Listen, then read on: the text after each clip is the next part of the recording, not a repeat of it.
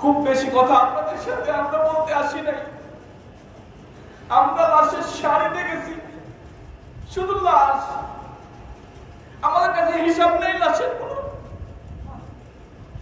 কত লাশকে গুম করা হয়েছে আমরা এটা জানি না। কত লাশ, তার মা লাশের খবরটাও হয়তো তার ছেলেকে খুঁজবে, পাবে না। তার সর্বশেষ বিদায়ী যে মুখটা, তার মুখটা দেখার জন্য মার আকুতি থেকেই যাবে। এই স্বৈরাচার সেই লাশটাকে গোপন করেছে। আমরা এটা দেখেছি। ছাত্রদের কি দাবি ছিল? আমার কাছে এটা মনে হয়েছে ছাত্রদের কোনো অধিকার থাকতে নেই, তারা তাদের কথা বলতে পারবে না রাজপথে। ছাত্ররা যখন কথা বলবে তাদেরকে লাশ করতে হবে।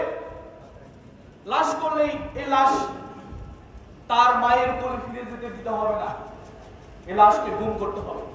আমরা দেখেছি লাশ নিয়ে আমাদের ভাইরা যখন প্রতিবাদ করেছে তাদেরকেও আবার লাশ করা হয়েছে। কাজেই আমাদের সামনে ইতিহাস স্পষ্ট। এ জাতি এত কাছ থেকে এই স্বৈরাচার শাসকদেরকে দেখেছে। আমরা ইতিহাস পড়েছি, ইতিহাস জেনেছি। এক সময় এই স্বৈরাচার শাসকদের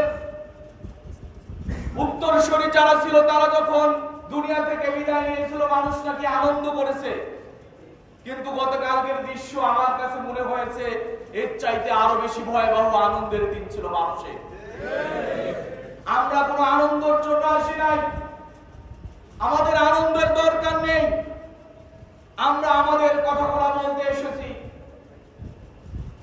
আমরা চাই স্বৈরতন্ত্রের বিদায় হলেও এই স্বৈরতন্ত্রের প্রেতাত্মা যারা ইতিহাসকে পাল্টে দিয়ে নতুন আরেকটি ইতিহাস গড়তে চেয়েছিল তারা এখনো যায়নি, তারা এখনো ষড়যন্ত্রে লিপ্ত।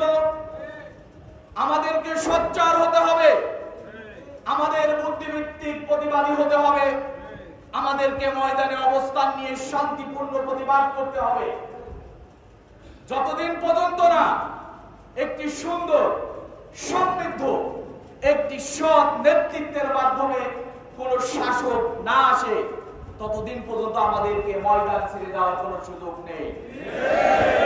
কাজেই প্রিয় ছাত্র বন্ধুদের বলতে চাই, ইসলামী ছাত্র শিবির এদেশে নির্যাতিত নিপীড়িত মানুষের পাশে থাকার প্রত্যয় ব্যক্ত করেছে। আমরা দেখতে পাচ্ছি সংখ্যালঘুদের নাম দিয়ে সংখ্যালঘুদের নির্যাতনের কথা বলা হচ্ছে। আমরা কোন সংখ্যালঘু দেখি না, এদেশে কোন সংখ্যালঘু নেই। এদেশের সবাই আমাদের ভাই, সবাই এদেশের জনগণ। কাজেই যে সকল অন্যান্য ধর্মাবলম্বীরা আছে, ইসলামী ছাত্র শিবিরের জনশক্তি, এদেশের তাওহীদি জনতা কাঁধে কাঁধ মিলিয়ে এই সকল ধর্মীয় যে সকল ধর্মের অনুসারীরা আছে তাদের ধর্মীয় প্রতিষ্ঠানকে সংরক্ষণ করার জন্য প্রয়োজনে জীবন দিয়ে কাঁধে কাঁধ মিলিয়ে সেফগার্ড হিসেবে দাঁড়িয়ে যাবে ইনশাআল্লাহ। প্রিয় উপস্থিতি, আমরা আজকে বেশি কথা বলতে চাই না। আমাদের শহীদরা যারা ছাত্ররা এদেশে আন্দোলনের ডাক দিয়েছিল, আমরা তাদের পাশে থাকতে চাই, তাদের পরিবারের পাশে থাকতে চাই। যারা শহীদ হয়েছে, যারা আহত হয়েছে, যারা কারাগারে, সকলের পাশে থেকে আমরা জাতিকে একটি সুন্দর পথ দেখাতে চাই। আরেকটি বিষয় স্মরণ করে দিয়ে শেষ করতে চাই, একটি জুলুমতন্ত্রের অবসান হলেও আরেকটি যেন জুলুমতন্ত্র আবার না আসে, এ ব্যাপারে আমাদেরকে সতর্ক থাকতে হবে।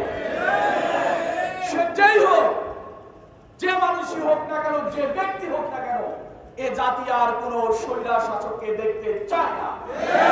আমাদেরকে সতর্ক হতে হবে, কাঁধে কাঁধ মিলিয়ে জাতি গঠনের জন্য প্রচেষ্টা অব্যাহত রাখতে হবে।